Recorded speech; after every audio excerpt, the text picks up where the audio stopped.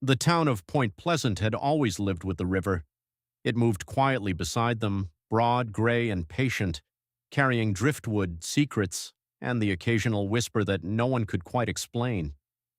People grew used to strange sounds there, the wind slipping through the trees, the creak of old structures, the distant hum of traffic crossing the Silver Bridge. But in the months before the bridge fell, something changed. The whispers became stories, and the stories became fear.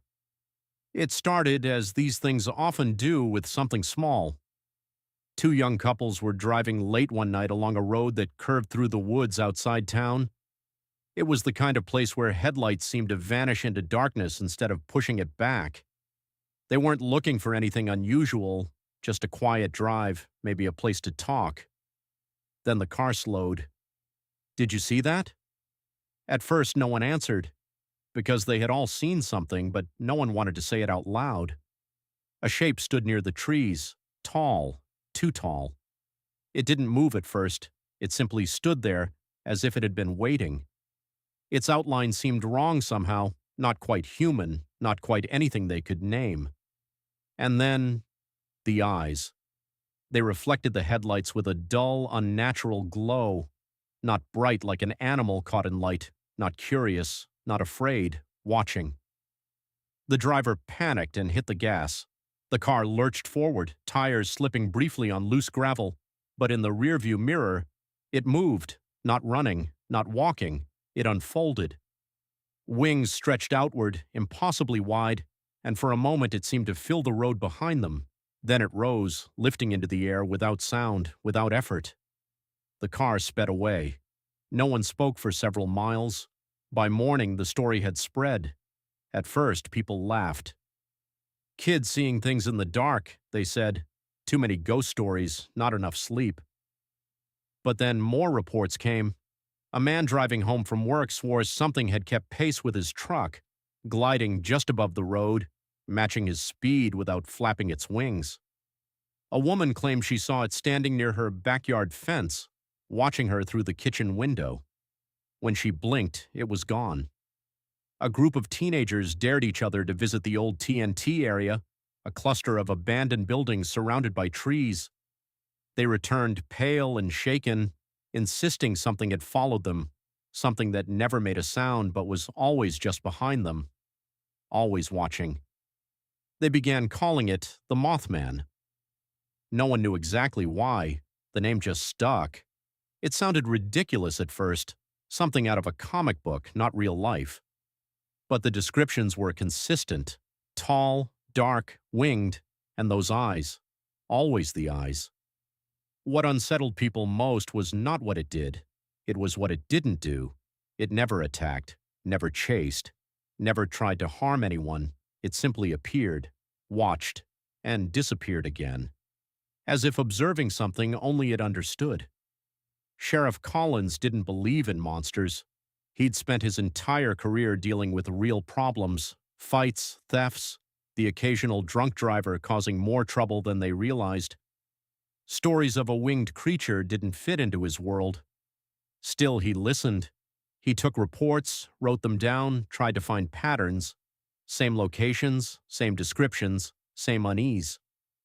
He visited the areas himself more than once, walking through the trees with a flashlight, listening to the wind rustle through branches. Nothing. No footprints, no physical evidence, no sign of anything unusual. But even he had to admit there was a feeling, the kind that made the back of your neck tighten, the kind that made you turn around certain someone was behind you, even when no one was. As the weeks passed, the town grew quieter, not in noise but in spirit. People went home earlier. Children were called inside before dark. Conversations shifted. What used to be casual chatter now carried an undercurrent of tension. "What do you think it wants?" "Why here?" "Why now?" No one had answers. On a cold December evening, just days before Christmas, the bridge was busy. Cars moved steadily across the Silver Bridge, headlights stretching in a long line over the river. People were finishing last-minute errands, heading home to families, thinking about holidays, not about shadows in the woods. not about something watching from a distance. Margaret Ellis was driving home from work when she saw it. Not near the trees this time, closer, much closer. It stood on a hill overlooking the river, its silhouette stark against the fading light of dusk. For a moment she slowed her car. The figure didn't move. Its wings were folded behind it, but even then it seemed enormous. And its head. It was turned toward the bridge, not toward her, not toward the road, toward the bridge, watching. She would later tell the sheriff that she felt something then. Not fear, not exactly, more like dread.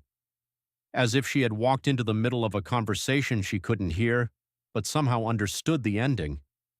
That night the Silver Bridge collapsed. It happened quickly. One moment traffic moved as usual, the next metal screamed. A section of the bridge gave way, pulling cars down into the freezing river below. The structure twisted, buckled, and broke apart in a cascade of steel and concrete. People barely had time to react. The water swallowed headlights, voices, lives. The town woke to sirens, to chaos, to disbelief. Rescue efforts began immediately, but the damage was already done. The river was merciless, and the cold made survival even harder. Families gathered along the banks searching for familiar faces among the wreckage, praying, waiting, hoping. In the days that followed, Point Pleasant changed. Grief settled over it like a heavy fog. The stories about the Mothman faded, not because people forgot, but because something far more real demanded their attention. Loss, funerals, the slow process of trying to understand what had happened. Officials pointed to structural failure, a flaw in the bridge's design, years of wear that had gone unnoticed. It was logical, reasonable, explainable, and yet some couldn't let go of the timing, the sightings, the watching, the way it had appeared again and again in the weeks leading up to the disaster. Always silent, always observing, never intervening. Margaret couldn't forget what she had seen, the figure on the hill, the way it had been looking at the bridge, not with curiosity, not with confusion, but with certainty. After the collapse, the sightings stopped, completely. No more glowing eyes in the woods, no more shapes pacing alongside cars, no more silent figures standing just beyond the reach of light. It was as if whatever had been there had left, its purpose fulfilled, or its interest gone. The town tried to move on. Time passed. The bridge was rebuilt. Life, as it always does, found a way to continue, but the story never truly disappeared. It lingered in quiet conversations, in cautious glances toward the tree line at dusk, in the unspoken question that no one could fully answer. What was it? Some believed it had been a warning, a presence that appeared before tragedy, not to cause it, but to mark it, a silent witness. If that was true, then the real question became harder. Why didn't it do more? Why only watch? Others believed something darker, that it wasn't a warning at all, that it was drawn to disaster, feeding on it in some way, or simply existing where tragedy was about to unfold. Not a guardian, not a messenger, but something indifferent, something beyond human understanding.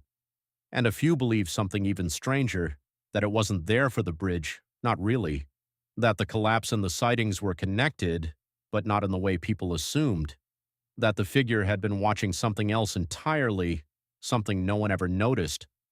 Margaret never claimed to know the truth, but sometimes late at night she would think about that moment again, the hill, the figure, the way it stood perfectly still, as if time didn't affect it, and the way it watched the bridge, as if it already knew. Years later, people would still visit Point Pleasant, drawn by the story. They'd walk near the old roads, peer into the woods, hoping, perhaps foolishly, to catch a glimpse of something extraordinary, something unexplainable. Most saw nothing, just trees, shadows, the ordinary quiet of a small town. But every now and then someone would pause, turn their head slightly, and feel it, that subtle, creeping sensation, the one that makes you wonder if you're truly alone. Because the most unsettling part of the story was never the wings, or the eyes, or even the tragedy. It was the watching. The idea that something could stand just beyond your understanding, observing, waiting, knowing, and that you might never know why. And perhaps worse, that it might still be watching, somewhere, not gone, just unseen.